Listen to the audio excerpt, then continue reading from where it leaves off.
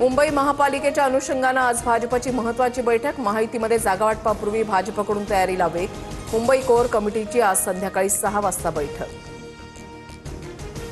काँग्रेसच्या सर्व प्रदेशाध्यक्षांसह आमदार खासदारांची उद्या दिल्लीमध्ये बैठक। बिहारमधील पराभव आणि वोट चोरीच्या मुद्द्यावर मंथन करणार।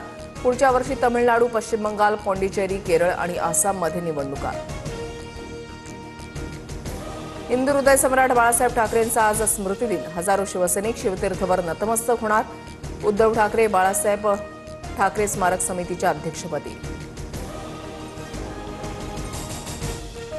मनसे नेते अमित ठाकरेंसह 70 मनसैनिकांवर गुन्हा दाखल। परवानगी न घेता नेरूळमधील शिवस्मारकाचं लोकार्पण केल्यानं कारवाई। अमित ठाकरेंवर राजकीय कारकिर्दीमधला पहिलाच गुन्हा। नगर परिषदा आणि नगर पंचायतींसाठी उमेदवारी अर्ज भरण्याची मुदत आज संपणार। महाराष्ट्रामधील 246 नगर परिषदा आणि 42 नगर पंचायतींसाठी 2 डिसेंबरला मतदान।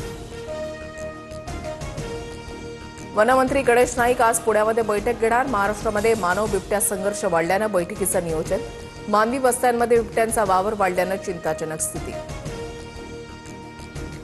दहशतवादी उमर नबीचा नवा सीसीटीव्ही समोर। स्फोटाआधी दहशतवादी उमरच्या गाडीमध्ये एटीएमचा गार्ड। उमर एटीएममधून पैसे काढण्यासाठी फिरोजपूरच्या झिरका इथे आल्याची दृश्य।